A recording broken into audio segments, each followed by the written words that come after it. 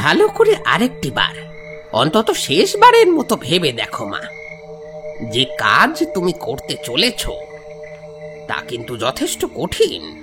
এতে চরম সর্বনাশ নিশ্চিত। আমার আর কোনো কিছু ভাবার নেই গুরুদেব। আমি যে পথে নেমেছি সেই পথ যে বড় কঠিন, বড় দুর্গম, তা আমি জানি। আপনি শুধু এটুকু বলুন যে আমায় কি করতে হবে। আমি এর শেষ দেখে তবেই ছাড়ব। বিগত 1 চন্দ্রমাস ধরে তুমি কঠিন সাধনা করেছ। আমি তোমাকে যেভাবে যা যা করতে বলেছি তুমি তা অক্ষরে অক্ষরে পালন করেছ। তবে আজ এই অমাবস্যার রাতেই হবে তোমার সবচেয়ে কঠিন পরীক্ষা। আজকের পরীক্ষায় তুমি যদি সফলতা অর্জন করো তবে তোমার যাবতীয় মনোবাসনা পূরণ হবে। আমি আপনাকে কথা দিচ্ছি গুরুদেব, নিজের জীবনের শেষ শক্তিটুকু দিয়ে হলেও আমি আজকের এই ক্রিয়া সফল করবই। আজকের এই উপাচার ক্রিয়া সম্পন্ন করতে গিয়ে আমার যদি মৃত্যু ঘটে তাহলে তাও সই। তবুও আমি ওর চরম সর্বনাশ ঘটাতে পেরেছি এ কথা জানতে পেরে শান্তিতে মরব। বিশাল বড় কক্ষের বিভিন্ন প্রান্তে জ্বলছে মোটা মোটা বড় অর্ধগলিত মোমবাতি। অগণিত মোমবাতির আলোয় ঘর একেবারে ঝলমল করছে। ঘরের মাঝখানে মেঝের ওপর বিভিন্ন উপাদান ছড়ানো ছিটানো। দেওয়ালে গুঁড়ো সিঁদুর আর কালো ছাই দিয়ে আঁকা কিসব যেন উল্কি চিহ্ন। তবে সে উল্কি চিহ্নগুলোর প্রত্যেকটারই যে কিছু না কিছু সাংকেতিক ভাষা রয়েছে তা বিলক্ষণ বোঝা যায়। ঘরের মাঝ বরাবর মুখোমুখি বসে রয়েছেন একজন বৃদ্ধ পুরুষ, আর তার ঠিক অপর প্রান্তে এক তরুণ যুবতী নারী। যুবতীর পিঠ ছাপানো খোলা চুল, সিঁথি জুড়ে বিরাজ করছে টকটকে লাল সিঁদুর। পরনে একখানি কালো শাড়ি। তবে মুখমণ্ডলে বিরাজমান নিদারুণ কাঠিন্যতার ছাপ। দুই চোখের মনি সম্পূর্ণরূপে স্থির এবং চোখের দৃষ্টি অত্যন্ত প্রখর। প্রবীণ পুরুষটি বুঝতে পারলেন যে এই মেয়েকে কিছুতেই আর আটকানো যাবে না। যে পথ সে বেছে নিয়েছে তাতে অটল সে থাকবেই। বিগত প্রায় 1 মাস ধরে নানাবিধ কঠিন সাধনার মধ্যে দিয়ে নিজেকে প্রস্তুত করেছে সে। এখন তার বুকের মধ্যে প্রতিশোধের যে আগুন দাও দাও করে জ্বলছে তা নিভবে কেবলমাত্র পরম শত্রুর চরম সর্বনাশ ঘটলে। প্রবীণ লোকটি তাই উচ্চ কণ্ঠে অজানা কোনো এক ভাষায় কি সব মন্ত্র পাঠ করতে আরম্ভ করলেন। লাল শালুর থলের ভেতর থেকে কিছু শুকনো জ্বালানি কাঠ বের করে তা নিজের সামনে সুসজ্জিত অবস্থায় সাজিয়ে তাতে আগুন ধরালেন। এরপর মুঠো ভরা ধুনো ধুনির জ্বলন্ত আগুনের মধ্যে ছুড়ে দিতেই গোটা ঘর ভরে গেল ধূসর ধোঁয়ায়। তবে ধুনোর যেরকম মন মাতানো সুগন্ধ হয় এক্ষেত্রে কিন্তু তেমন কোনো গন্ধ নির্গত হল না। তার বদলে একটা অতীব কটু গন্ধ বের হতে লাগলো। বেশ কিছু ছোট ছোট কাঁচের শিশি বের করে তার মধ্যে থেকে কি সব যেন রঙিন জল হাতের তালুতে ঢেলে তার নিজের এবং তার সামনে বসে থাকা ওই মেয়েটির উদ্দেশ্যে ছিটিয়ে দিলেন। তারপর থলের ভেতর থেকে একটা বড় ধাতব শানিত অস্ত্র বের করে ধুনির আগুনের সামনে নামিয়ে রাখলেন। জ্বলন্ত আগুনের ঝলকানিতে ঝলসে উঠল সেই চকচকে অস্ত্রটি। এরপর আরম্ভ হল একের পর এক মন্ত্রপাঠ আর নানা উপাচার ক্রিয়া। অমাবস্যার নিকষ কালো রাত ক্রমশ গভীর থেকে গভীরতর হতে লাগল। বাইরে থেকে ভেসে এলো একদল রক্তলোভী হিংস্র সাপদের তীক্ষ্ণ হুঙ্কার। মেয়েটি ঠায় বসে গুরুদেবের সমস্ত ক্রিয়াকলাপ দেখছিল। আজ 1 মাস ধরে প্রতি রাতে সকলের অগোচরে সে এইভাবেই এখানে এসে তন্ত্রক্রিয়ায় সামিল হয়েছে। আজ সে ক্রিয়ার অন্তিম রাত। আজকের রাতটা সুষ্ঠুভাবে সম্পন্ন হলেই তার বুকের যাবতীয় দহন জ্বালা চুড়বে, পরম শত্রুর মুখে ছাই পড়বে। প্রবীণ লোকটি কি যেন একটা প্রাণীর কালো লোম আর বেশ কিছু নাম না জানা গাছের শিকড় বাকড় আগুনের মধ্যে ফেলে দিতেই একটা উৎকট পোড়া গন্ধে গোটা ঘর ভরে গেল। প্রস্তুত হও মা, এবার তোমাকে সেই অগ্নি পরীক্ষা দিতে হবে। মহেন্দ্র খন উপস্থিত। নিজের শরীরের রক্ত দিয়ে তৈরি করতে হবে রক্তচক্র। এই রক্তচক্র তৈরি হলেই আর কোনো চিন্তা নেই, তোমার পরিকল্পনা পূর্ণ হতে বাধ্য। শারীরিক এবং মানসিকভাবে আমি সম্পূর্ণ প্রস্তুত গুরুদেব। আপনি শুধু বলুন আমায় কিভাবে কি করতে হবে। এই অস্ত্রটা দিয়ে তুমি তোমার শরীর থেকে রক্ত দাও। সেই রক্ত দিয়েই আমি তৈরি করব রক্তচক্র। একবার রক্তচক্র প্রস্তুত হলে তুমি রক্ত দিয়ে তোমার শত্রুর নাম লিখবে, যার সর্বনাশ তুমি মনে প্রাণে চাও। আর রক্তে লেখা সেই নামের মানুষটির জীবনে নেমে আসবে সাক্ষাৎকার। একথা বলে গুরুদেব পূজিত শানিত ধারালো ধাতব অস্ত্রটি তুলে দিল মেয়েটার হাতে। অত্যন্ত ভক্তি ভরে সেই অস্ত্র মাথায় ঠেকিয়ে তার ডান হাতের মুঠোয় শক্ত করে চেপে ধরল সে। তার কপালে বিন্দু বিন্দু ঘামের ফোঁটা জন্ম নিল। বুকের বাম দিকটা দ্রুত লয়ে ওঠানামা করতে লাগলো, কিন্তু সে নিজেকে কিছুতেই এতটুকু দুর্বল হতে দিল না। গুরুদেব ফের বলে উঠলেন, ভালো করে লক্ষ্য করে দেখো মা, আমাদেরকে ঘিরে সর্বমোট 3টি শ্রেণী রয়েছে, যে শ্রেণীগুলিতে মোমবাতির আলো জ্বলছে। তোমাকে নজরে রাখতে হবে, আমি মন্ত্রপাঠ আরম্ভ করার সাথে সাথেই সবচেয়ে প্রথম শ্রেণীতে থাকা প্রতিটি মোমবাতির আলো নিভতে শুরু করবে। তারপর দ্বিতীয় শ্রেণী, তারপর তৃতীয়। আমাদের সবচেয়ে কাছের শ্রেণীতে থাকা প্রত্যেক মোমবাতির আলো নিভতে শুরু হবে। ঠিক এই সময় মাটির মালসার মধ্যে তুমি রক্ত দেবে, আর আমি সেই রক্ত দিয়ে অঙ্কন করব এক বিশেষ চক্র। এরপর গোটা ঘর অন্ধকারে পরিপূর্ণ হয়ে উঠলে আমি অন্ধকারের মধ্যে সেই চক্র অঙ্কন করে পুনরায় আবার আগুন জ্বালব। তারপর তুমি ওই চক্রের মাঝখানে নিজের শত্রুর নামটা লিখবে। ব্যাস, এইটুকুই কাজ। ভয় পেও না মা, সবই প্রায় হয়ে এসেছে। কোনোভাবে নিজের মনকে দুর্বল রেখো না। এত দূর এসে কিন্তু আর পিছু হটার কোনো উপায় নেই। এই কাজ এখন তোমাকে করতেই হবে। আর মনে রেখো, উপযুক্ত সময়ের মধ্যে রক্তচক্র সমাপ্ত না করতে পারলে তোমার এবং আমার ঘোর বিপদ অনিবার্য। গুরুদেবের হাত থেকে মাটির মালসা বাম হাতে ধরে ডান হাতে থাকা ধারালো অস্ত্রটার দিকে একবার দৃষ্টি নিক্ষেপ করল মেয়েটি। এরপরেই প্রবীণ লোকটি মন্ত্র পড়তে লাগলেন, আর সাথে সাথে দরজা জানলা বন্ধ ঘরের অভ্যন্তরে বিনা বাতাসে গোলাকার 3টি শ্রেণীর সব থেকে শেষের শ্রেণীর মোমবাতির আগুন দপদপ করে কাঁপতে আরম্ভ করল। একের পর এক মোমবাতি বিনা বাতাসে এমন ভাবে নিভে যেতে লাগলো যেন মনে হলো অদৃশ্য কোনো অতিলৌকিক শক্তির আগমন ঘটতে চলেছে। প্রথম শ্রেণীর সব মোমবাতিগুলো নিভে যাওয়া মাত্রই দ্বিতীয় শ্রেণীর মোমবাতির আলো নিভতে আরম্ভ করলো। মেয়েটি দুচোখ বন্ধ করে মনে মনে একভাবে স্মরণ করলো সেই পরম শত্রুর মুখ। দু চোখের কোণ থেকে ফোঁটা ফোঁটা অশ্রু নেমে এলো।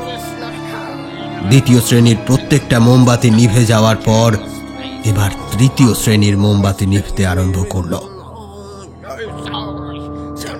এভাবে সবচেয়ে শেষে জ্বলতে থাকা অবশিষ্ট 5টি মোমবাতি যখন প্রায় নিভু নিভু, ঠিক তখনই সেই ধারালো অস্ত্র দিয়ে নিজের বুকের বাম দিকে বেশ কিছুটা অংশ ফালা করে দিল মেয়েটা। বাঁ হাতে ধরা মালসা নিয়ে গেল দেহের কাটা স্থানে। সাথে সাথেই গোটা ঘর ডুবে গেল নিকষ কালো জমাট বাঁধা অন্ধকারে। ঘরের ভিতর বিরাজ করল মৃত্যুপুরীর ন্যায় থমথমে নীরবতা। সে নীরবতার পরিমাণ এতটাই বেশি যে কোথাও যদি একটা সামান্য সূচও পড়ে তাহলে তার আওয়াজও বোধহয় পাওয়া যাবে। এদিকে মাটির মালসায় কিছুটা রক্ত ধরা হলেই গুরুদেব আগুন জ্বাললেন। ঘরের মধ্যে পুনরায় ছড়িয়ে পড়ল স্বল্প মৃদু আলো। মালসায় ধরা সেই রক্ত দিয়ে মেঝেতে গুরুদেব আঁকলেন রক্তচক্র। প্রথম একটি গোলাকার বৃত্ত, তারপর নক্ষত্রের মতন এক বিশেষ জ্যামিতিক চিহ্ন। নাও মা, এই গোল বৃত্তের মাঝে এবার তুমি তোমার সেই শত্রুর নাম লেখো। জানি মা, জানি তোমার এখন ভীষণ কষ্ট হচ্ছে, কিন্তু মনের প্রতিহিংসাকে নিভতে দিও না মা।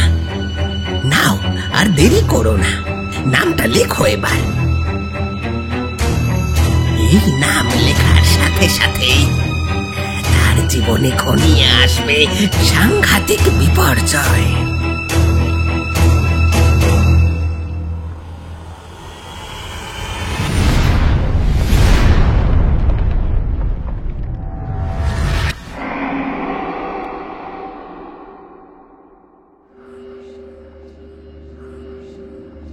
নমস্কার, আমি অয়ন। গল্পকথা 2.0 এখন থেকে গল্পকথা ফিকশন। তাই গল্পকথা ফিকশনে আপনাদের সকলকে জানাই আরও একবার স্বাগত। আজকে আপনারা শুনবেন আপনাদেরই পছন্দের তারানাথ তান্ত্রিকের গল্প। বাংলা সাহিত্যের দুই অমর গল্পকার বিভূতিভূষণ বন্দ্যোপাধ্যায় এবং তার সুযোগ্য পুত্র তারাদাস বন্দ্যোপাধ্যায়, যারা তাদের লেখনীর জাদুতে সৃষ্টি করেছিলেন তারানাথ তান্ত্রিকের মতো এক অবিস্মরণীয় চরিত্র। তাদের স্মৃতির উদ্দেশ্যে রইল বিনম্র শ্রদ্ধা ও ভালোবাসা। এই নতুন কাহিনীটি তাদের সৃষ্টি দ্বারা অনুপ্রাণিত হয়ে লেখা এক ক্ষুদ্র প্রচেষ্টা মাত্র। তাদের লেখনের গভীরতা ও মহত্বের স্পর্শ করার ধৃষ্টতা আমাদের নেই। আজকে আপনারা শুনবেন সুরজিৎ ঘোষের কাহিনী, তারানাথ তান্ত্রিকের গল্প মারণ চক্র। যে সমস্ত শ্রোতা বন্ধুরা আমাদেরকে প্রথমবারের জন্য শুনছেন, তারা এই ধরনের আরও গল্প শুনতে আমাদের চ্যানেল ঘুরে বাকি গল্পগুলো শুনতে পারেন। চলুন তবে আর দেরি না করে শুরু করা যাক আজকের গল্প। শুরু হচ্ছে সুরজিৎ ঘোষের কাহিনী, তারানাথ তান্ত্রিকের গল্প মারণ চক্র।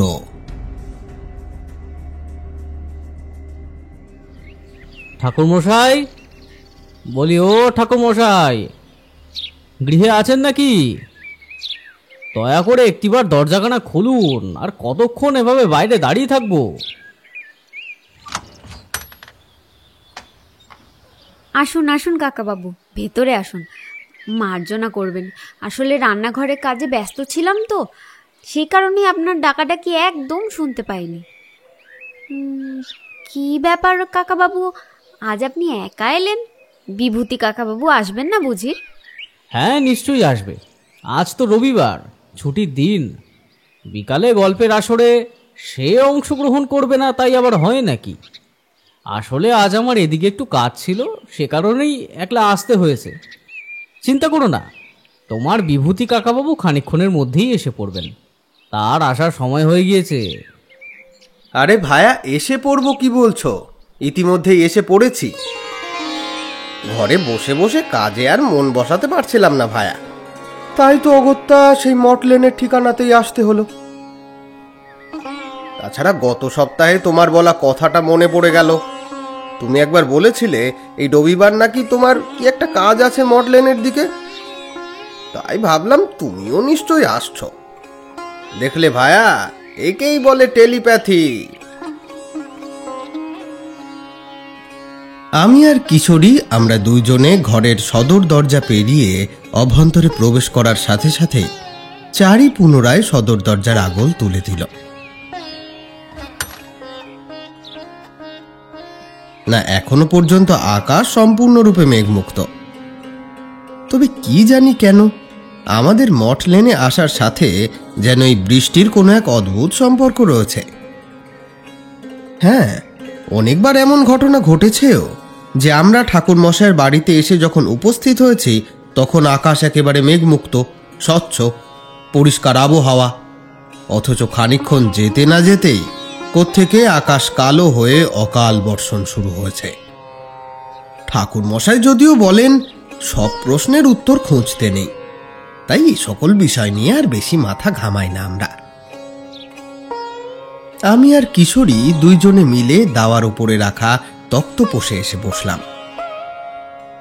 ঠাকুর মশাই কি যেন এক পঞ্জিকা ঘেঁটে দেখছিলেন।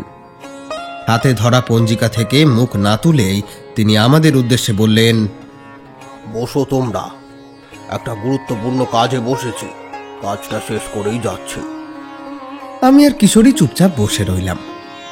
ইতিমধ্যে চারি তিনজনের জন্য 3 পেয়ালা গরম চা এনে দিয়েছে, সাথে মুখরোচক তেলে ভাজা। একটা সময় ঠাকুর মশাই হাতের পঞ্জিকাটা রেখে আমাদের মুখোমুখি বসলেন। চায়ের পেয়ালায় চুমুক বসিয়ে শান্ত স্বরে তিনি বললেন, বলো, খবর কি?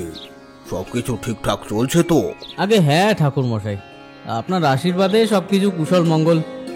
তা আপনারা কেমন আছেন? হ্যাঁ কিশোরী, ভালো মন্দ মিলিয়ে ওই কেটে যাচ্ছে একরকম। আমি মুখরোচক তেলে ভাজায় সশব্দে কামড় বসিয়ে চিবুতে চিবুতে বললাম, ঠাকুর মশাই, এবার তাহলে একটা জমজমাট ভয়ের গল্প হোক না, মানে আপনার অতীত জীবনের কোনো একটা অভিজ্ঞতা শোনান।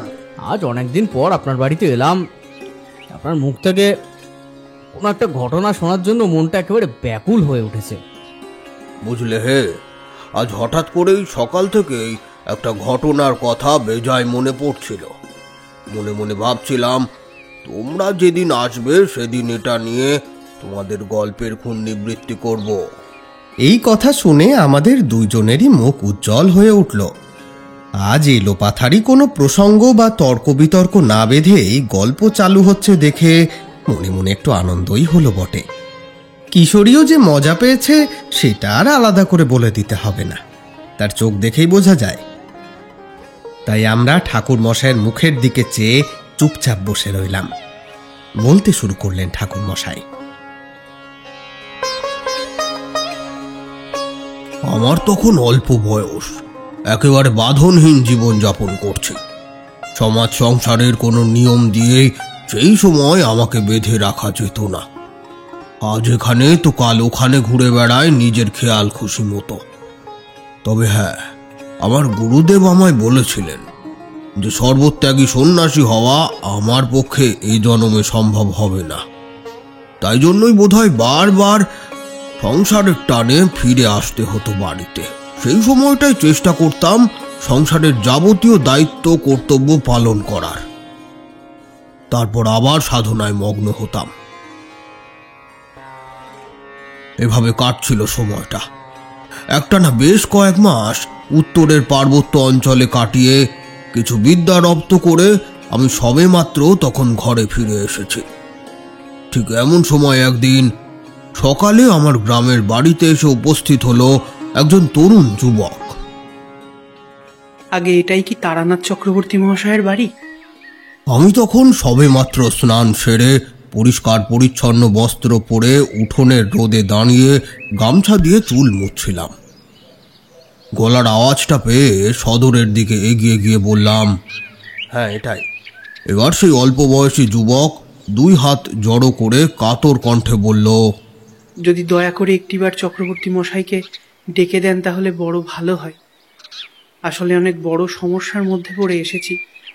সেই মাঝরাতের অন্ধকার থাকতে থাকতে বের হয়েছি, যাতে প্রভাতের আলো ফুটলেই এখানে এসে পৌঁছানো যায়। সত্যি চক্রবর্তী মশাই যে বাড়িতে রয়েছেন এটা জানতে পেরে নিজেকে অনেকটা হালকা লাগছে। যার সাথে দেখা করতে এসেছো সেটা আমি। আমার পরিচয় জেনে সেই আগন্তুক যুবক একেবারে হতবাক। সে ঘুণাক্ষরেও কল্পনা করতে পারেনি যে আমি তারানাথ চক্রবর্তী। তাই তৎক্ষণাৎ আমার পদতলে লুটিয়ে পড়ে অসহায়ভাবে আরো একবার ডুবরে কেঁদে ফেলল। আমি কোনো রকমে তার 2 কাঁধ ধরে মাটি থেকে তুলে বললাম, ছি ছি ছি, তুমি কি করছো? এইভাবে কেউ মাটিতে গড়াগড়ি খায় নাকি? ওঠো ওঠো, ভেতরে চলো। যে সমস্যায় তুমি পড়ো না কেন সে সব কথা তুমি আমাকে খুলে বলবে, কেমন? চলো। আমি এবার তাকে ভেতরে নিয়ে গিয়ে দাওয়ায় বিছানো 17 ইঞ্চির ওপর বসতে বললাম। ঘরের ভেতর থেকে 1 ঘটি জল আর কয়েকটা গুড়ের বাতাসা এনে দিলাম। সেসব খেয়ে কিছুটা হলেও স্বাভাবিক হওয়ার চেষ্টা করল। আমি এবার বসলাম তার মুখোমুখি। মানুষের মুখের অভিব্যক্তি দেখলেই আমি কিছুটা আঁচ করতে পারি আসলে সে কি ধরনের বিপদের মধ্যে পড়েছে। ততদিনে সে সিদ্ধি অর্জন করেছিলাম, তাই যুবককে দেখা মাত্রই আমি উপলব্ধি করতে পারলাম সত্যিই সে বড় বিপদের মধ্যে রয়েছে, আর যার কারণে একেবারে দিশাহীন অবস্থায় ছুটে এসেছে বহু দূর থেকে। আমি তার দিকে তাকিয়ে বললাম, বলো এবার, মনে রেখো কোনো কিছু গোপন করবে না। যদি করো তাহলে কিন্তু সমস্যার সমাধান তো হবেই না, উল্টে বিপদ বাড়তে পারে। আমার কথা শুনে সে যুবক চুপচাপ বসে রইল। আমি তার চোখ মুখ দেখে বুঝলাম ঘটনা বলার পূর্বে মনে মনে হয়তো গোটা বিষয়টাকে একবার গুছিয়ে নিচ্ছে। এরপর দেখলাম আরও কিছুটা জল খেয়ে নিজের পরিচয় দিয়ে বলতে আরম্ভ করলো মূল সমস্যার বিষয়ে। আগে আগে নমস্কার চক্রবর্তী মশাই, আমার নাম অনুজয় সরকার। আমি এখান থেকে বহু দূরের মাধবপুর গ্রামের সরকার বাড়ির ছোট ছেলে। বড় বিপদে পড়ে আপনার দ্বারস্থ হয়েছি চক্রবর্তী মশাই। বিভিন্ন মানুষের মুখ থেকে অনেক প্রশংসা শুনে আজ এখানে এসেছি। আমার স্থির বিশ্বাস, যে গভীর সংকটের মধ্যে আমরা পড়েছি তার থেকে যদি কেউ আমাদের পরিত্রাণ দিতে পারে তাহলে তা একমাত্র আপনিই পারবেন। আপনি ছাড়া অন্য কারো পক্ষে তা সম্ভব নয়। আচ্ছা বেশ, সেসব না হয় বুঝলাম, কিন্তু প্রধান সমস্যার কথাটা বলো। চক্রবর্তী মশাই, আমার দাদা হঠাৎ করেই কেমন যেন অসুস্থ হয়ে পড়েছে। প্রথম দিকে আমরা ভাবলাম যে নিতান্তই শারীরিক কিছু সমস্যা, সে মতোই কবিরাজ বৈদ্য ডেকে চিকিৎসার ব্যবস্থা করা হলো। কিন্তু অনেক চিকিৎসার পরেও দাদার সামান্যতম শারীরিক উন্নতি ঘটেনি, বরং যত সময় যাচ্ছে দাদা ততই যেন ক্রমশ মৃত্যুশয্যায় তলিয়ে যাচ্ছে। কেন, কি হয়েছে ওনার? আজ থেকে ঠিক 3 দিন আগে দাদা কাজ থেকে বাড়ি ফিরে কেমন যেন ক্লান্ত হয়ে ধপ করে বসে পড়ল। দাদার চোখ মুখ ভীষণ রকমের অস্বাভাবিক লাগছিল। তারপর থেকে সেই যে কাশি শুরু হলো, আর কিছুতেই তা থামছে না। মাঝে মধ্যেই কাশির সঙ্গে দমকে দমকে উঠে আসছে রক্ত। হ্যাঁ, আমি জানি আপনি মনে করছেন যে এর জন্য আমাদের নিশ্চয়ই কোনো চিকিৎসকের দ্বারস্থ হওয়া উচিত ছিল, কিন্তু তার বদলে আমি আপনার কাছে কেন এলাম সেই প্রশ্নের উত্তর আমি নিজেই আপনাকে দিচ্ছি। ইতিমধ্যে এই 3 দিনে অনেক স্বনামধন্য চিকিৎসকের আগমন ঘটেছে আমাদের বাড়িতে, কিন্তু কেউই দাদার শরীরে ঠিক কি হয়েছে তা ধরতে পারেনি। কারোর ওষুধেই সামান্যতম কোনো কাজ করেনি। ছেলেটা এক নিঃশ্বাসে এতটুকু বলে একটু দম নেওয়ার জন্য থামল, তারপর ধীরে ধীরে আবার শুরু করলো বলতে। তাছাড়া সন্ধ্যার অন্ধকার নামার পর থেকে আমাদের বাড়িতে অদ্ভুত সব ঘটনা ঘটছে। আমি আপনাকে সঠিকভাবে বলে বোঝাতে পারবো না, কিন্তু সেসব যে স্বাভাবিক কিছু নয় সেটা আমি বুঝতে পেরেছি। চক্রবর্তী মশাই, আমার দাদা এবং আমাদের পরিবারের উপর কোনো অশুভ শক্তির কুদৃষ্টি পড়েছে। এখন আপনিই আমাদের অন্তিম ভরসা। ঠাকুর মশাই, আমাদেরকে বাঁচান। অনেক আশা নিয়ে এসেছি আপনার কাছে। হাত জোর করে অনুনয় বিনয় করেই চলল সে। আমার কেন জানি না ছেলেটাকে দেখে বড্ড মায়া হচ্ছিল প্রথম থেকেই। তাই এই সমস্যার হেতু কি, আদেও এই সমস্যা আমার দ্বারা কিছু মাত্র ঠিক হবে কিনা এসব না ভেবেই আমি বলে দিলাম, আচ্ছা বেশ বেশ, শান্ত হও শান্ত হও, আমি তোমার সাথে তোমাদের বাড়ি যাব। গোটা বিষয়টা আমাকে একবার নিজের চোখে প্রত্যক্ষ করতে হবে, না হলে সঠিকভাবে বুঝতে পারবো না সত্যি ও বাড়িতে কোনো অতিলৌকিক শক্তির প্রভাব পড়েছে কিনা। আপনি আপনি সত্যিই যাবেন চক্রবর্তী মশাই? আপনাকে যে কি বলে ধন্যবাদ জানাবো আমি আপনাকে বলে বোঝাতে পারবো না। আমার মনের মধ্যে ঠিক কি পরিমাণ বল ফিরে এলো। দেখো ভাই, আমাকে ধন্যবাদ দেবার কিছু নেই। আমি যা করছি সেটা আমার কর্তব্য, দায়িত্ব বলতে পারো। যে কোনো বিপদগ্রস্ত মানুষের পাশে দাঁড়ানোই হলো আমার কাজ। তুমি একটু বসো এখানে, আমি একবার ঘরের ভেতর থেকে ঘুরে আসি। কিছু প্রয়োজনীয় জিনিসপত্র গুছিয়ে নিতে হবে। আমি উঠে সোজা ঘরে গেলাম। তোমরা তো জানোই, যে কোনো স্থানে যাওয়ার আগে আমি আমার প্রয়োজনীয় কিছু জিনিসপত্র তথা তন্ত্রের সামগ্রী লাল শালুর ঝোলার মধ্যে ভরে নিয়ে যাই। ছেলেটার বেশভূষা দেখেই আঁচ করতে পেরেছিলাম সে বড় ধনী পরিবারের ছেলে। বাইরে বেরিয়ে সে আন্দাজ আরো মজবুত হলো। দেখলাম ছেলেটির একটা নিজস্ব জুড়ি গাড়ি দাঁড়িয়ে রয়েছে, একটা বিরাট বড় দামি জুড়ি গাড়ি। গাড়ির সাথে বাঁধা রয়েছে বৃহৎ আকারের দুটো কালো ঘোড়া। আমি আর অনুজয় সেই গাড়িতেই গিয়ে বসলাম। গাড়ি গড়াতে আরম্ভ করলো। রাস্তার ধুলো উড়িয়ে ঘোড়ায় টানা জুড়ি গাড়ি এগিয়ে চলল মাধবপুরের উদ্দেশ্যে। আমাদের গ্রাম থেকে মাধবপুরের দূরত্ব বেশ অনেকখানি। সে গ্রামের নাম ইতিপূর্বে আমি বেশ কয়েকবার শুনলেও আগে কোনোদিনও সেখানে যাওয়া হয়নি।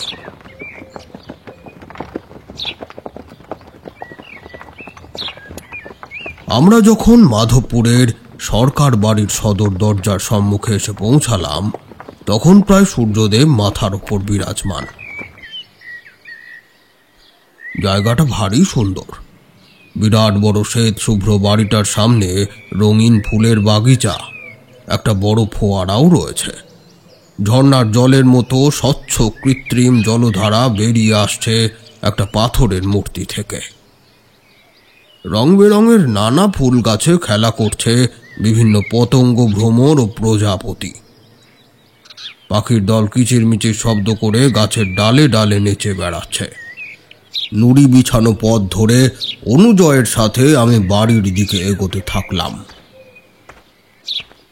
কিন্তু যতই বাগিচা পেরিয়ে বাড়িটার কাছাকাছি যেতে লাগলাম, ততই আমার নাকে কেমন যেন একটা অদ্ভুত অস্বাভাবিক আষ্টে জাতীয় গন্ধ এসে ঠেকল। আমি সেখানে থমকে দাঁড়ালাম। দু চোখ বন্ধ করে লম্বা লম্বা নিঃশ্বাস নিলাম। বাতাসের মধ্যে থেকে শ্বাস টেনে বোঝার চেষ্টা করলাম আসলে কটু গন্ধটা কিসের। কিছুক্ষণ মনোসংযোগ করতেই বুঝতে পারলাম গন্ধটা কিসের। এ আসলে কাঁচা রক্তের গন্ধ। কিন্তু এরকম সুন্দর পরিষ্কার পরিচ্ছন্ন পরিবেশে কাঁচা রক্তের গন্ধ আসছে কোত্থেকে?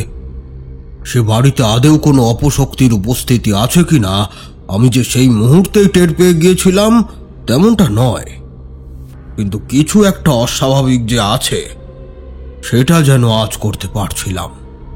তাই কোনো রকম ঝুঁকি না নিয়ে মধুসুন্দরী দেবীকে স্মরণ করে গাত্রবন্ধন করলাম। আমি থমকে দাঁড়িয়ে পড়েছি দেখে অনুজয় পিছন ফিরে আমার উদ্দেশ্যে বলল, কি হলো চক্রবর্তী মশাই, আপনি দাঁড়িয়ে পড়লেন যে? আসুন, ভেতরে আসুন। আমি এবার এগোলাম। সরকার বাড়ির অন্দর মহলে প্রবেশ করলাম। অনুজয় তার পরিবারের প্রত্যেকের সাথে আমার পরিচয় করিয়ে দিল। তার মা, বাবা, কাকিমা, বৌদি। অনুজয়েরা দুই ভাই। তার বড় দাদার নাম বিজয়, বিজয়ের স্ত্রী মহামায়া। সে মেয়ে যেন সত্যিই মহামায়া, সাক্ষাৎ যেন মা দুর্গার মানবী রূপ। এক মাথা লম্বা ঘন কালো পিঠ ছাপানো চুল, পাকা গমের মতো ফর্সা গায়ের রং, টানা টানা পদ্ম ফুলের পাপড়ির মতো দুই চোখ, চোখের মণি অদ্ভুত নীলাভ, পরনে তার লাল শাড়ি। মহামায়া আমার কাছে এগিয়ে এসে প্রণাম করল। থাক থাক মা, আশীর্বাদ করি, ঈশ্বর তোমার মঙ্গল করুন, তোমাকে চির সুখী করুন। মহামায়া উঠে দাঁড়িয়ে আমার চোখের দিকে চাইল। তার মুখে খেলছিল একটা ফ্যাকাশে হাসি। সে হাসির অর্থ সেই মুহূর্তে আমি বুঝিনি। এদিকে সরকার বাড়ির অন্দর মহলে প্রবেশ করা মাত্রই আমার হৃদয়ের মধ্যে এক অদ্ভুত বিচিত্র অনুভূতি ছড়িয়ে পড়েছিল। সে অনুভূতিটা ঠিক কি তা বোধহয় ভাষায় বর্ণনা করা যায় না। তবে এটুকু বলতে পারি যে সে অনুভূতি ভারী অস্বস্তিকর। মানুষের গলায় মাছের কাঁটা আটকালে ঠিক যেমন খচখচানি সৃষ্টি হয়, আমার হৃদয়ের মধ্যেও ছড়িয়ে পড়েছিল ঠিক সেই রকমই খচখচানি। কিছুতেই আমি যেন স্বস্তি পাচ্ছিলাম না। সে বাড়ির অলৌকিক পরিবেশটা যেন ধীরে ধীরে আমার চোখের সামনে আসছিল। আমি বেশ বুঝতে পারছিলাম এমন কিছু তো ঘটছে এখানে যা একেবারেই স্বাভাবিক নয়, যা গৃহস্থ বাড়িতে ঘটবার কথা নয়। তো যথারীতি পরিবারের সকলের সাথে পরিচয় পর্ব সেরে পরিষ্কার পরিচ্ছন্ন হয়ে দুপুরের মধ্যাহ্ন ভোজন গ্রহণ করলাম। তারপর উঠে এলাম দোতলায়, যে ঘরে অনুজয়ের দাদা বিজয় আছে সেই ঘরে। আমার সাথে এলো অনুজয় আর তার বৌদি, মানে বিজয়ের স্ত্রী মহামায়া। আসুন চক্রবর্তী মশাই, এই হলো আমার দাদা বৌদির ঘর। এই ঘরেই আমার দাদা রয়েছে। এই বলে অনুজয় বিজয়ের ঘরের ভেজানো দরজায় ঠেলা দিল। দরজাটা খুলতে যে মিস্ত্রি কটু গন্ধটা আমি বাড়ির বাইরে পেয়েছিলাম, সেটা এবার যেন একটু চড়া মাত্রায় এসে নাকে ধাক্কা মারল। ঘরের ভেতর আলোর পরিমাণ খুব কম।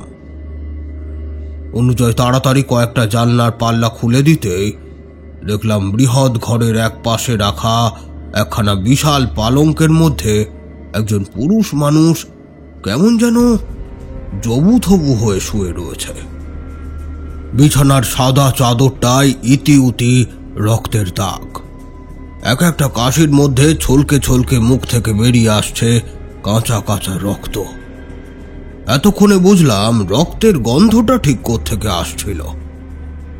অনুজয় ছলো ছলো নয়নে আমার দিকে তাকিয়ে বলল, দেখছেন চক্রবর্তী মশাই কি অবস্থা হয়েছে আমার দাদার? মাত্র 3 দিনের মধ্যেই এমন তরতাজা একজন পূর্ণবয়স্ক ছেলে, তার কি অবস্থা হয়েছে দেখুন।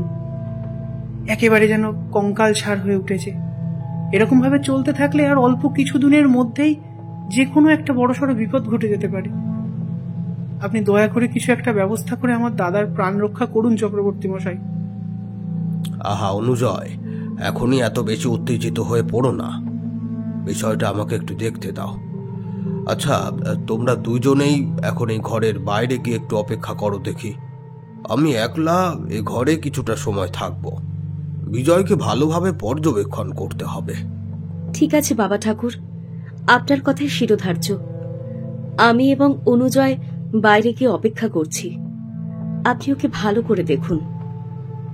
চিন্তা করো না মহামায়া, আমি কথা দিচ্ছি আমার সাধ্য মতো আমি চেষ্টা করব। মহামায়া এবং অনুজয় সে ঘর ছেড়ে চলে যাওয়া মাত্রই আমি ঘরের খোলা দরজা বন্ধ করে দিলাম।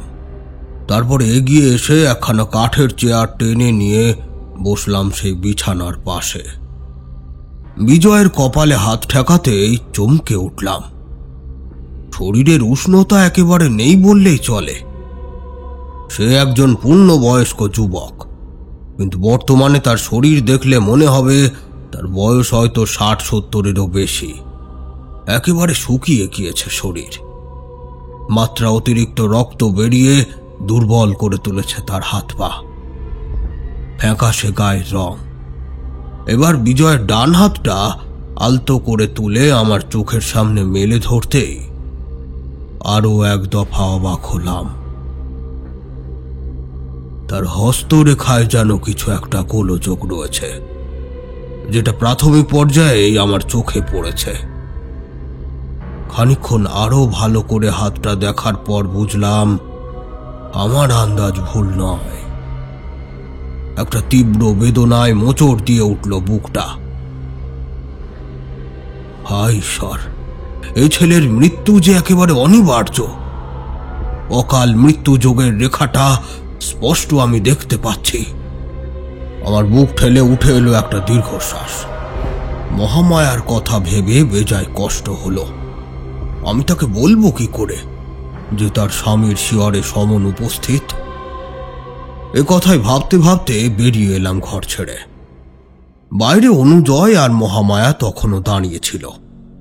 অনুজয়কে চলে যেতে বলে অন্য একটা ঘরে মহামায়া আর আমি এসে মুখোমুখি বসলাম।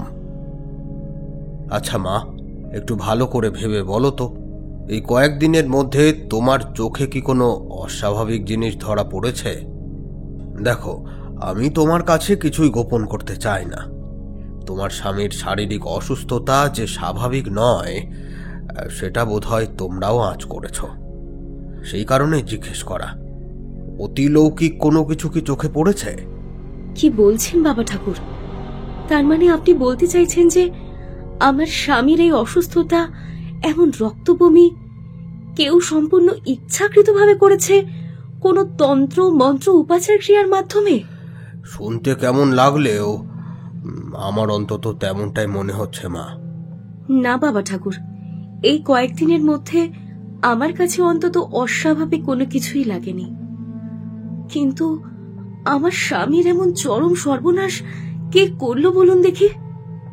কার কি স্বার্থ থাকতে পারে? আমার স্বামী সুস্থ হয়ে যাবে তো? আমি তোমাকে নিশ্চিত করে এখনই কিছু বলতে পারছি না, তবে আমি আপ্রাণ চেষ্টা করব এটুকু বলতে পারি। মহামায়ার মুখ আষাঢ়ের ঘন কালো মেঘের মতো দেখালো। নিরস মুখে মেয়েটা চলে গেল ঘরের বাইরে। আমি সত্যি কথাটা তখনই তাকে বলতে পারলাম না যে তার স্বামীর হাতের রেখা বিচার করে আমি স্পষ্ট তার অকাল মৃত্যু যোগ দেখতে পেয়েছি। একটানা এতক্ষণ পর্যন্ত গল্প বলার পর ঠাকুরমশাই এবার অল্প সময়ের জন্য একটু থামলেন। আমরা জানি তিনি কোনোদিনই একটানা গল্প বলতে পারেন না। গল্প চলাকালীন মধ্যবর্তী সময়ে বিরতি নিতেই হয়। এবার তিনি পাসিং শো সিগারেটটার প্যাকেটখানা কয়েকবার নাড়াচাড়া করে উদাস কণ্ঠে বললেন, তোমরা এখানে একটু বসো কিশোরী, আমি চট করে ঘরের ভেতর থেকে ঘুরে আসছি। আসলে অনেকক্ষণ গড়গড়ার নলে টান দেওয়া হয় না, জিনিসটা নিয়ে আসি। যতই এইসব নামি দামি কোম্পানির সিগারেট খাও না কেন ভায়া, আসল ধূমপানের মজ তো ওই গড়গড়াতেই। কি বলো? আর একটিও বাক্য ব্যয় না করে ঠাকুরমশাই তক্তপোষ ছেড়ে উঠে সোজা পা বাড়ালেন ঘরের দিকে। যা দেখে প্রত্যেকবারের মতো এবারও কিশোরীর মুখটা ক্রমে বাংলার 5 হয়ে উঠল। সে বেজার মুখ করে বলল, ঠাকুরমশাইয়ের এভাবে গল্প চলাকালীন বিরতি নেওয়ার বিষয়টা না একদম ভালো লাগে না। আহা ভায়া, তুমি এত চটে যাচ্ছ কেন? যা হয় তা ভালোর জন্যই হয়। অনেকটা সময় হলো আমরাও তো ধূমপান করিনি। এই ঠাকুরমশাই আসার আগে চট করে একটু ধরাও দেখি।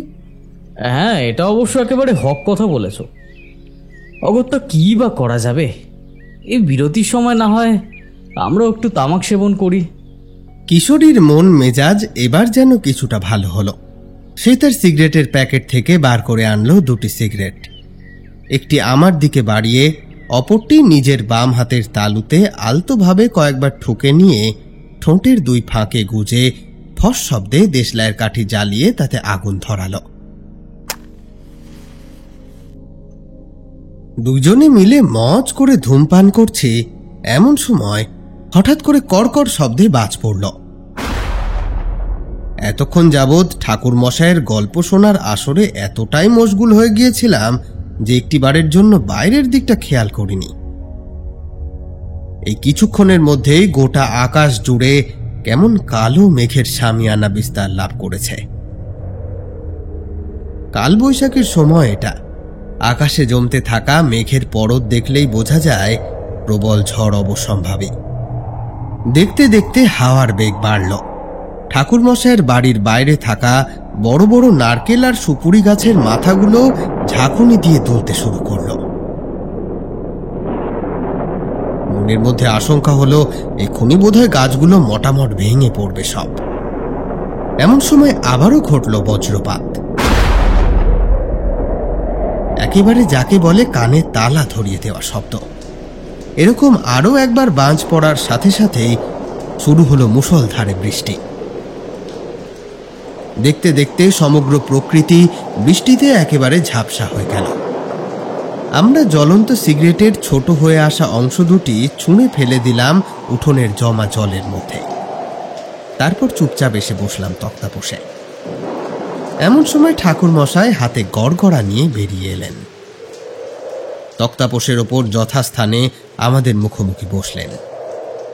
তারপর নলে টান দিয়ে ধোঁয়া ছেড়ে বললেন, সত্যি প্রকৃতি মাকে বোঝা বড় দুষ্কর বিষয়। এইমাত্র কেমন রোদ ঝলমলে আবহাওয়া ছিল, অথচ দেখো এখনই আবার ঝড় বৃষ্টি। আচ্ছা, যাই হোক, তাহলে এবার পরবর্তী অংশটা শোনা যাক। সেদিন গভীর রাতে সরকার বাড়ির মাঝ উঠোনে আমি এক তন্ত্র ক্রিয়ায় বসলাম।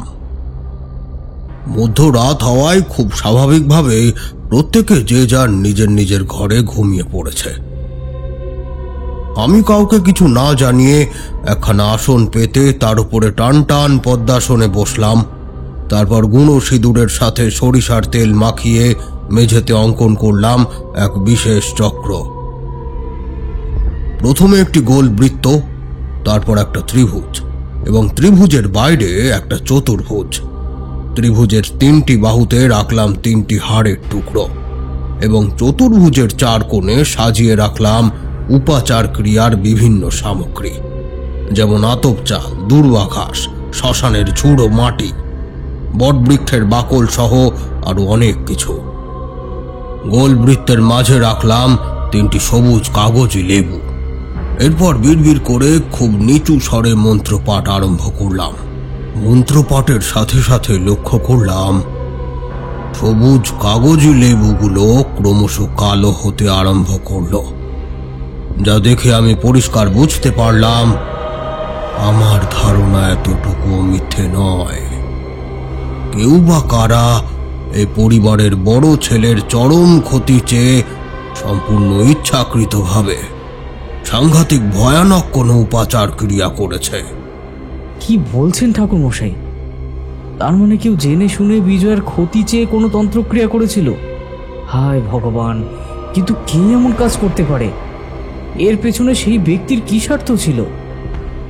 দেখো, এই সমস্ত কিছু তো আমি তখনই জানতে পারিনি। শুধু এটুকুই বুঝতে পেরেছিলাম যে কেউ কিছু একটা করেছে, আর খুব সম্ভবত সেটা রক্তচক্র। রক্তচক্রের ব্যাপারে তোমাদের একটু বলি, কারণ এ সকল বিষয়ে কোনো কিছুই তো তোমাদের জানা নয়, না বললে বুঝবে না। এ হলো তন্ত্রের এক বিশেষ পদ্ধতি, যে পদ্ধতির দ্বারা যে কোনো ব্যক্তির অনিষ্ট সাধন করা সম্ভব। কিন্তু এ প্রক্রিয়া করা কিন্তু মোটেও সহজ বিষয় নয়। দীর্ঘ 1 মাস যাবৎ বহু কঠিন রীতিনীতি ও নিয়মের মধ্যে দিয়ে গিয়ে কোনো এক অমাবস্যার রাতে অফুরন্ত রক্তের দ্বারা এই রক্তচক্র সম্পন্ন করা হয়। আর একবার রক্তচক্রের প্রক্রিয়া সম্পন্ন হলে আর রক্ষে নেই। ওই চক্রের মধ্যে যে নির্দিষ্ট ব্যক্তির নাম লেখা হবে, সেই ব্যক্তি ওই রাত থেকেই রক্ত বমি করতে আরম্ভ করবে। তারপর বড় জোর 7 দিন। যার নাম রক্তচক্রের মধ্যে লেখা হবে তার মৃত্যু অনিবার্য। এ চক্রের আরো একটা খারাপ দিক হলো, শুধুমাত্র সেই ব্যক্তি নয়, সেই ব্যক্তির গোটা পরিবারের অনেক রকম ক্ষতি সাধন হবে। হ্যাঁ, হয়তো মৃত্যু ঘটবে না, কিন্তু তারাও ভয় পাবে নানা উপায়ে। অর্থহানি, স্বাস্থ্যহানি, সম্পদহানির প্রবল আশঙ্কা দেখা দেবে। সুতরাং ধরে নেওয়া যায় যে ব্যক্তি সরকার বাড়ির বড় ছেলে বিজয়ের বিরুদ্ধে রক্তচক্র স্থাপন করেছে, সে শুধুমাত্র তার একার ক্ষতি চায়নি, তার মৃত্যুর পাশাপাশি চেয়েছে গোটা পরিবারের সকল মানুষ যাতে চরম বিপদগ্রস্ত হয়। যাবতীয় উপাচার ক্রিয়া সেরে মস্তিষ্কের মধ্যে হাজারো প্রশ্ন নিয়ে আমি উঠে এসেছিলাম আমার জন্য নির্ধারিত দোতলার একটি ঘরে। কিন্তু আচমকায় আমার ঘুমটা একসময় ভেঙে গেল। স্পষ্ট শুনতে পেলাম নিচের তলার থেকে কেউ যেন প্রাণপণে চিৎকার করছে,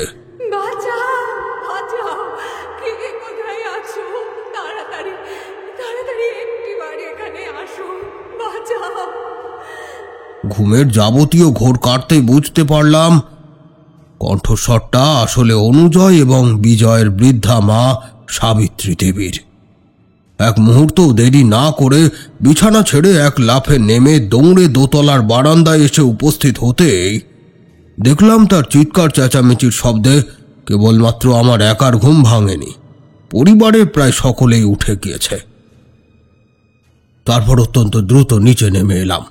চিৎকারের শব্দ লক্ষ্য করে রান্নাঘরের নিকট গিয়ে উপস্থিত হতেই দেখলাম মেঝের ওপরে পড়ে আছেন সাবিত্রী দেবী। মৃগী রোগীর মতো ঠকঠক করে কাঁপছেন তিনি, যেন চোখের সামনে সাক্ষাৎ কোনো বিভীষিকাকে দেখেছেন। আমি তার দিকে এগোতেই যাচ্ছিলাম, ঠিক এমন সময় অনুজয় দৌড়ে এসে মাকে এমন অবস্থায় দেখে ভীষণ উত্তেজিতভাবে বলে উঠল, এ কি মা, কি হয়েছে তোমার? তুমি এমন করছো কেন? সাবিত্রী দেবী মুখে কিচ্ছুটি বলতে পারলেন না। সীমাহীন ভয়ে তার দাঁত কপাটি লেগে গিয়েছে যেন। তিনি শুধুমাত্র কোনো ক্রমে কাঁপা কাঁপা হাত তুলে রান্নাঘরের ভেতরের পানে ইঙ্গিত করলেন। আমি এবং অনুজয় তৎক্ষণাৎ সেই রান্নাঘরের ভেতরে গিয়ে উপস্থিত হতেই একটা বাজে বিভৎস কটু গন্ধ আমাদের নাক মুখ একেবারে যেন আষ্টে পৃষ্ঠে চেপে ধরল। বুঝলাম এ গন্ধ আসলে কাঁচা রক্তের। যে বাড়ির কোনো মানুষের সাথে রক্তচক্র করা হয় মূলত সেখানেই সর্বদা এরকম একটা গন্ধ বিরাজ করে। তবে রান্নাঘরে অস্বাভাবিক কিন্তু কিছুই চোখে পড়ল না, সবকিছুই একেবারে স্বাভাবিক। আমরা চারপাশটা ভালো করে দেখে সেখান থেকে বেরিয়েই আসতে যাব, ঠিক এই সময় একটা কাণ্ড ঘটল। আমাদের দুইজনকে চমকে দিয়ে রান্নাঘরের তাকে থাকা প্রতিটি বাসনপত্র আপনা থেকেই ঝনঝন করে কেঁপে উঠে একের পর এক মাটিতে গড়িয়ে পড়তে লাগলো। চাল ডালের পাত্র সব একে একে উল্টে গেল, সবজি সহ ভাঁড়ের সবকিছু ছড়িয়ে ছিটিয়ে যেতে লাগলো। এসব কিছু হচ্ছে ওই রক্তচক্রের জন্যই। এরপর ঘটল আর এক অস্বাভাবিক কাণ্ড। সরকার বাড়ির ঠিক মাথার উপরে কালো আকাশে কোথা থেকে একদল শকুন উঠতে লাগলো। ঊর্ধ্ব গগনে তীব্র শব্দ করে তারা উড়ে চলল এদিক ওদিক। পৃথিবীর বুকে যেন সাক্ষাৎ নরক নেমে এলো। তাদের হাবভাব দেখে মনে হলো যেন তারা বাড়ির উপরে নয়, কোনো ভাগাড়ের উপরে উঠছে। সেই বাড়ির সামনে থাকা বাগিচায় যতগুলো গাছ ছিল সেই প্রত্যেকটা গাছের ডালে ডালে একাধিক দাঁড় কাক উড়ে এসে বসতে লাগলো একে একে। কর্কশ গলায় তাদের বিভৎস চিৎকারে পরিবেশটা আরো ভয়াবহ হয়ে উঠছে। এসব যা ঘটছে তা সবই যে প্রকৃতি বিরুদ্ধ, অপ্রাকৃতিক, সেটা ততক্ষণে সকলেই বুঝেছে। সব মিলিয়ে সমস্ত বাড়ির মানুষজন ভয়ে একেবারে সিটিয়ে গেল। তবে আতঙ্কের মাপকাঠি কিন্তু এখানেই থেমে থাকলো না। সরকার বাড়ির নিকটবর্তী বাদা বনের ঝোপ থেকে এবার বেরিয়ে এলো কিছু রক্তলোভী সাপদের দল। তীব্র শব্দে হুঙ্কার ছেড়ে তারা প্রদক্ষিণ করতে থাকলো গোটা বাড়ির চতুর্দিক। যে যার দরজা জানলা বন্ধ করে ঘরের মধ্যে ঠকঠক করে কাঁপতে লাগলো সবাই। আকাশের বুকে উঠতে থাকা শকুন, গাছের ডালে বসে থাকা কাক অথবা সাপদ প্রাণীদের মধ্যে যে মিল খুঁজে পাওয়া গেল তা হলো তাদের প্রত্যেকের চোখ টকটকে লাল, আর কারো চোখে মণি বলে কিছু নেই। কেবলমাত্র রয়েছে করমচা ফলের মতন এক তীব্র লাল আলোর তেজ রশ্মি। তাদের দেখলেই বোঝা যায় তারা আদতে কেউ ইহ জগতের জীবিত কোনো প্রাণী নয়। তারা প্রত্যেকে আজ সদল বলে উঠে এসেছে সাক্ষাৎ মৃত্যুর দুনিয়া থেকে, প্রেতপুরী থেকে।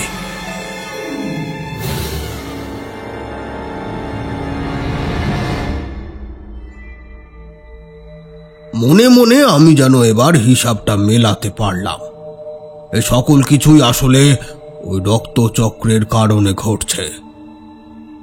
সরকার পরিবারের সকল মানুষকে শারীরিক তথা মানসিকভাবে পুরোপুরি অসুস্থ করে তোলার জন্য এমন দৃশ্য দেখানো হচ্ছে। এভাবে রাত ভোর চলল আধি ভৌতিক অতি লৌকিক ঘটনা। সে রাতে কেউ দু চোখের পাতা এক করতে পারল না। আকাশে ভোরের আলো ফোটার সাথে সাথে যেমন শুরু হয়েছিল তেমনি আবার দপ করে সব থেমে গেল। কর্পূরের মতো যেন বাতাসে মিলিয়ে গেল সব। আমি সকলকে এক জায়গায় ডেকে গতকাল রাতে ক্রিয়ায় বসে যা জেনেছি সেগুলো বললাম। আর তা শুনে গৃহকর্ত্রী বিধবা সাবিত্রী দেবী এক প্রকার কেঁদে উঠে বললেন, এসব আপনি কি বলছেন বাবা ঠাকুর? আমার বড় ছেলের মৃত্যু কামনা করে কে এই ভয়ঙ্কর তন্ত্রক্রিয়া করেছে? দেখুন সাবিত্রী দেবী, সে কথা আমি আপনাকে এখনই বলতে পারবো না। বিষয়টা এখনো আমার যে জানা নয়, তবে আশা করছি খুব শীঘ্রই তা জানতে পারবো। আচ্ছা বাবা ঠাকুর, কোনো উপায় কি নেই এই রক্তচক্রকে থামানোর? আমার ছেলের প্রাণ কি বিপন্ন হবেই? হায় ভগবান, এ কি কঠিন পরীক্ষার মধ্যে আমায় ফেললে ঈশ্বর। মা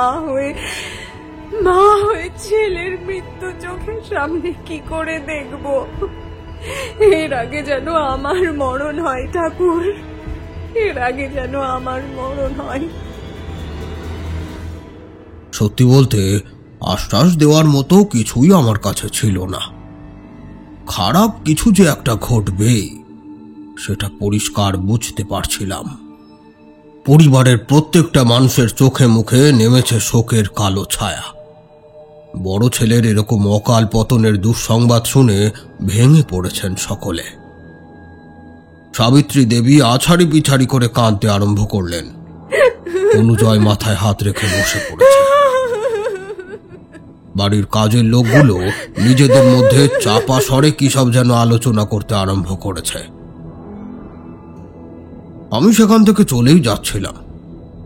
হঠাৎ করে আমার নজর পড়ল বিজয়ের স্ত্রী মহামায়ার দিকে।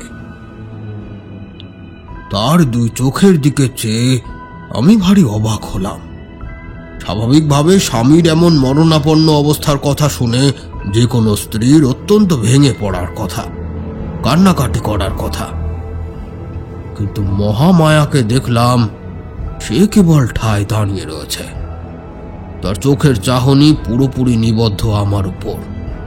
তার সে চোখের ভাষা যেন অনেক কিছু বলতে চাইছে, আমাকে অনেক কিছু বোঝাতে চাইছে, কিন্তু আমি কিছুতেই বুঝে উঠতে পারলাম না। মহামায়ার দিকে আর তাকিয়ে না থেকে এবার সোজা বেরিয়ে এলাম বাইরে। মনটা ভারী উদাস হয়ে পড়েছিল। অনুজয় যে কারণে তাদের বাড়িতে আমাকে নিয়ে এলো, যে সমস্যার সমাধান তো দূরস্থ, সেটা ঘটেছে কি হেতু সেটাও বার করতে পারছি না। বড্ড কষ্ট হলো। একটা জলজ্যান্ত মানুষকে চোখের সামনে তিলে তিলে শেষ হয়ে যেতে দেখছি, অথচ শত চেষ্টা করেও তাকে সুস্থ করে তোলার কোনো ইঙ্গিত, কোনো কৌশল পাচ্ছি না। এমনটা এর আগে কোনোদিনও হয়নি। এবার যেন সমস্ত দরজায় বন্ধ। এরপরে ঘটনাটা ঘটল সেই দিন রাতে। মধ্যরাত নাগাদ সরকার বাড়ির বড় ছেলে বিজয় চিরকালের মতো সকলের মায়া কাটিয়ে পরলোকে যাত্রা করল। এমনিতে সকাল থেকেই আমার মুখে বাড়ির ছেলের আসন্ন বিপদের কথা শুনে প্রায় প্রত্যেকেই গভীর শোকের মধ্যে তলিয়ে গিয়েছিলেন। আর রাতের ভেতরেই সে কথা ভুলে যাওয়ায় সকলের মধ্যে কান্নাকাটি শোরগোল পড়ে গেল। শেষ রাতের অন্ধকার থাকতে থাকতে বিজয়ের রক্ত শূন্য ফ্যাকাশে দেহটা নিয়ে যাওয়া হলো শ্মশানের উদ্দেশ্যে। দেহটা দেখতে হয়েছিল ভয়ঙ্কর, আর তার মুখে তখনও একটা তীব্র যন্ত্রণা সহ্য করার ছাপ ফুটেছিল। হেন মৃত্যু ইতিপূর্বে আমি কখনো স্বচক্ষে দেখিনি। তার গোটা শরীর একেবারে বেঁকে চুড়ে কাদার মতো দলা পাকিয়ে গিয়েছিল। শরীরের মধ্যে যে এক বিন্দু রক্ত নেই তা তার চামড়ার ওই ফ্যাকাশে রং দেখেই বলা যায়।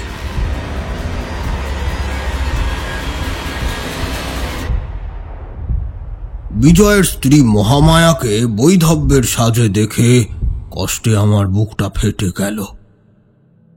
এ বাড়িতে এসে স্তক, টকটকে লাল শাড়ি, মাথা ভর্তি সিঁদুর, হাতে শাখা পলা দেখেছি তার, যাকে দেখলে অপরূপা সুন্দরী রমণী সাক্ষাৎ মা দশভুজার কথা মনে পড়ে যায়। তার এমন অকাল বৈধব্যের সাজে বুকের ভেতরটা যেন মোচড় দিয়ে উঠতে থাকলো ক্ষণে ক্ষণে।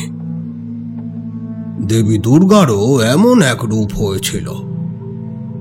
দশ মহাবিদ্যার অন্যতম দেবী ধূমাবতী। একদিন কৈলাসে দেবী পার্বতী প্রচণ্ড ক্ষুধায় কাতর হয়ে বারংবার মহেশ্বরের কাছে খাদ্য চান।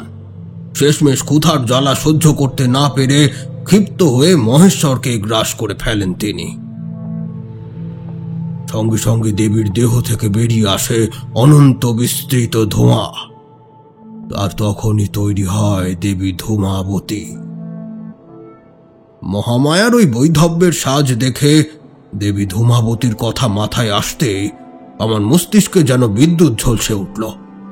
গায়ের প্রতিটা লোমকূপ খাড়া হয়ে গেল। চারপাশের দিকে তাকিয়ে আমি বললাম, মহামায়া, তুমি একটিবার তোমার শাড়ির আঁচলখানা তোমার দুই হাতের ওপর থেকে সরাও তো, আমি তোমার হাত দুখানে দেখতে চাই। আমার কথায় মহামায়া কেমন যেন রহস্যের হাসি হাসল। সে আগে থেকেই প্রস্তুত ছিল যে আমি কিছু একটা আন্দাজ করে তাকে এই ধরনের প্রস্তাব দিতে পারি। তাই এতটুকু বিলম্ব না করে সে তার পরনের সাদা থান সরিয়ে নিল দুই হাতের ওপর থেকে। এবার আমি যা দেখলাম তাতে আমার হৃদয়ের মধ্যে ছড়িয়ে পড়ল এক বিচিত্র ভয়াল গা শিরশিরে অনুভূতি। দেখলাম মেয়েটার দুই হাত জুড়ে আঁকি বুকি কাটা, গভীর ক্ষত চিহ্ন। আর সেই ক্ষতগুলোকে দেখলে বোঝা যায় এগুলো খুব একটা বেশি দিনের পুরনো নয়। কোনো ধারালো অস্ত্র দিয়ে এখানে ওখানে চামড়া তুলে অফুরন্ত রক্তের যোগান দিয়েছে মেয়েটা। এ কি মহামায়া, তোমার হাতে এইসব কিসের চিহ্ন? শুধু হাতেই নয় বাবা ঠাকুর, আমার শরীরের বিভিন্ন অংশেও গভীর ক্ষত চিহ্ন রয়েছে, বিগত এক সপ্তাহ ব্যাপী। এই সকল ক্ষত তো খুবই সামান্য। বুকের বাম দিকটা দেখলে যে কোনো মানুষ আতঙ্কে কেঁপে উঠতে পারে। গত অমাবস্যার রাতে ধারালো অস্ত্র দিয়ে বুকের বাম পাশটা পুরো ফালা ফালা করে দিয়েছিলাম। হ্যাঁ, তা না হলে রক্তচক্র সম্পন্ন করা সম্ভব হতো কি করে? মহামায়ার মুখ থেকে শেষের কথাগুলো শুনে আমার পায়ের তলার মাটি একেবারে যেন কেঁপে উঠল ভূমিকম্পের ন্যায়। আমি নিজে থেকে কিছু বলার পূর্বেই মহামায়া মহা আনন্দের হাসি হেসে বলল,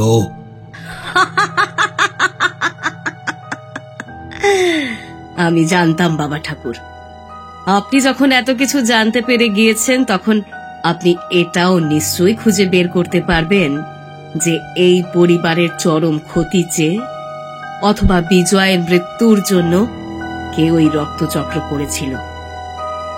তাই জন্য আমি মনে মনে প্রস্তুত হয়েছিলাম আপনাকে সবটা জানাতে। আমিই সে। হ্যাঁ বাবা ঠাকুর, আমি বিজয়ের স্ত্রী, এই বাড়ির বড় বউ। আমি আমার স্বামীর মৃত্যু কামনা করে ওই রক্তচক্র করেছিলাম।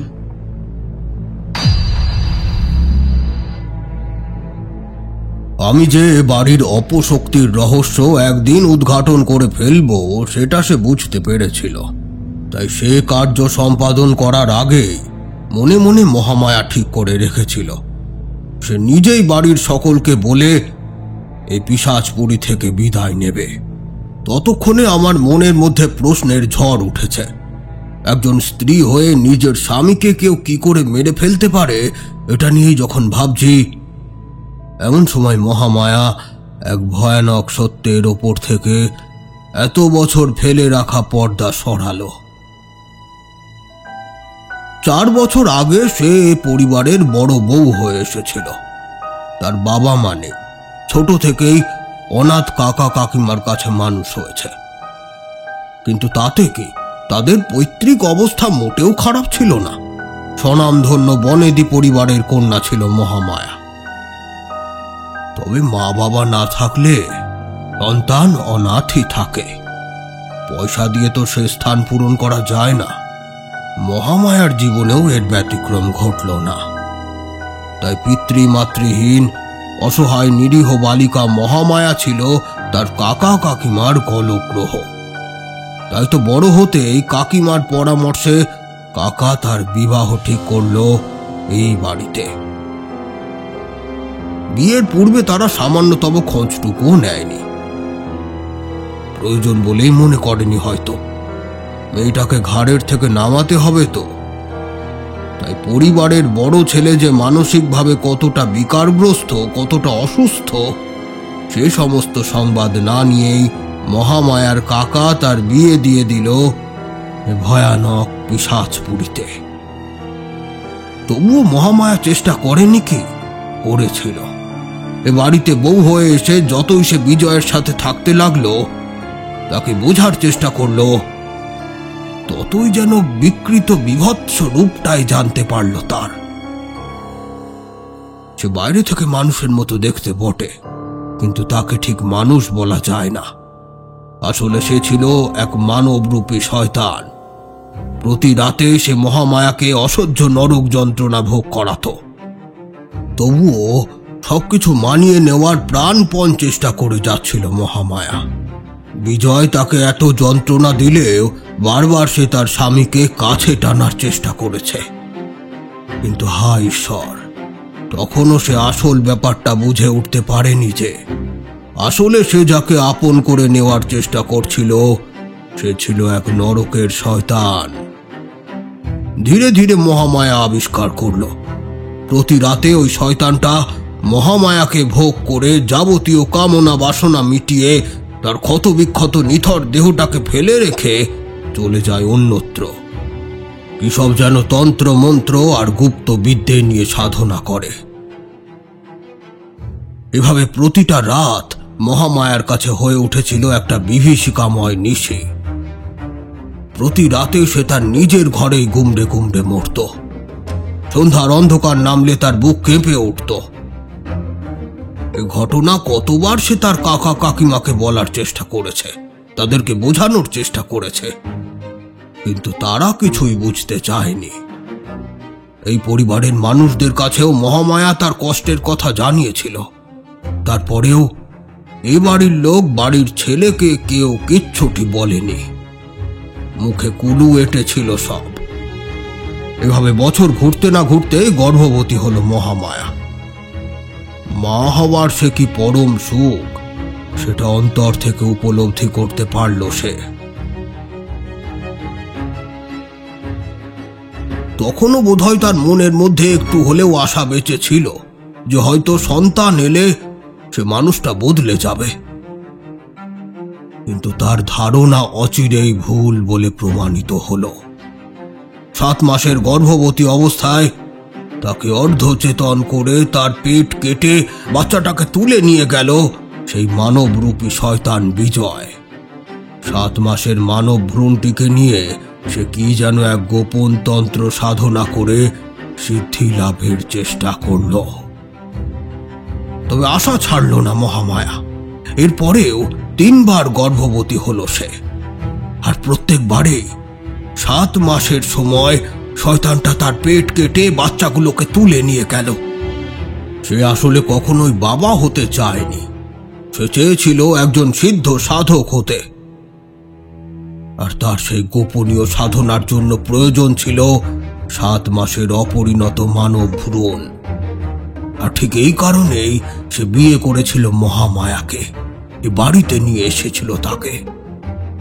তবে সে সাধনায় কিন্তু বিজয় সফল হয়নি। 3 বারই ব্যর্থ হয়েছিল সে। আসলে যারা অন্যের ক্ষতি করে সফলতা অর্জন করতে চায় তারা কখনোই যে সফল হতে পারে না। এভাবে ধীরে ধীরে মহামায়ার মনে থাকা সমস্ত ভালোবাসা মরে যায়, আর তার গর্ভেই জন্ম নেয় এক দৃঢ় সংকল্পের, তীব্র ঘৃণা আর এক মারাত্মক প্রতিশ্রুতি স্পৃহা। আর তার থেকেই এক ভয়ানক ফন্দি আটল মহামায়া। তার বাপের বাড়ির কুলপুরোহিত তথা গুরুদেবের সাথে যোগাযোগ করল গোপনে। বৃদ্ধ মানুষটা ছোট থেকেই তাকে বেজায় ভালোবাসত। পিতৃমাতৃহীন এই অনাথ বালিকাকে তিনি তার নিজ কন্যা সম নজরে দেখতেন। তো তাকে গিয়ে যখন মহামায়া তার সংকল্পের কথা জানালো, তখন গুরুদেব আতঙ্কে কেঁপে উঠেছিলেন। তবে তিনি কিন্তু আর 5টা সাধারণ কোনো পুরোহিতের মতো পুরোহিত ছিলেন না। সাক্ষাৎ শক্তিপীঠ থেকে সিদ্ধি লাভ করা এক সিদ্ধ পুরুষ ছিলেন। সেই মহামায়ার মনের সংকল্প শুনে এই রক্তচক্রের বিষয়ে তাকে বললেন। এই রক্তচক্রের মাধ্যমে মহামায়ার বিগত 4 বছরের বৈবাহিক জীবনে যে অপরিসীম তীব্র বেদনার আগুন, যে প্রতিশোধের আগুন জ্বলে উঠেছিল, তা নিভে গেল মাত্র 1 সপ্তাহের মধ্যে, বিজয়ের মৃত্যুর সাথে। মহামায়ার মুখ থেকে সমস্ত বিবরণ শুনে আমি তো তখন পুরোপুরি স্তম্ভিত। এত অবাক বোধহয় জীবনে তার আগে আর কখনো হয়নি। কিংকর্তব্য বিমূঢ়ের ন্যায় অবস্থায় দাঁড়িয়ে। এরপর মহামায়া সকলের সামনে তার সমস্ত কথা বলে সে বাড়ি থেকে বীর দর্পে বেরিয়ে যায়। সে এখন থেকে গুরুদেবের আশ্রয়ে থাকবে।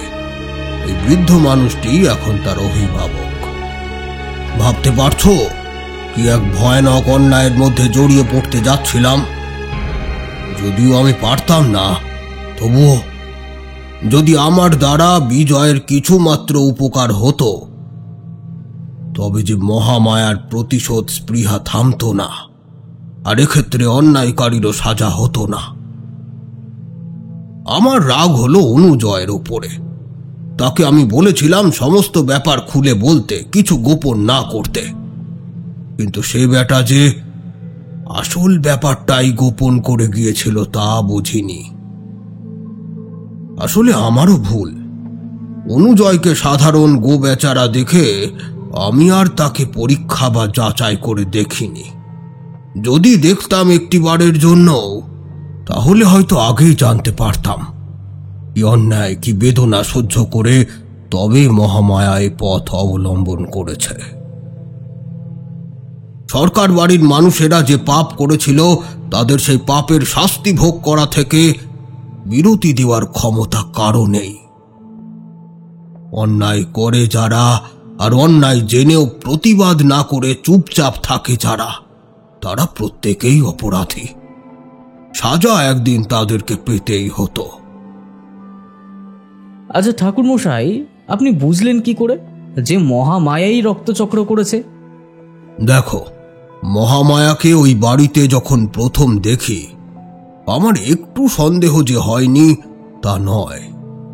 একজন স্বামীর অমন ধারা মরণাপন্ন অবস্থা দেখে তার স্ত্রীর যেরকম আচার আচরণ হওয়ার কথা, মহামায়ার কিন্তু সেরকমটা মোটেও ছিল না। পরিবারের সকলে যখন বিজয়ের মৃত্যু শোকে কান্নাকাটি করে ভেঙে পড়েছিল, তখনও মহামায়া চুপচাপ দাঁড়িয়েছিল।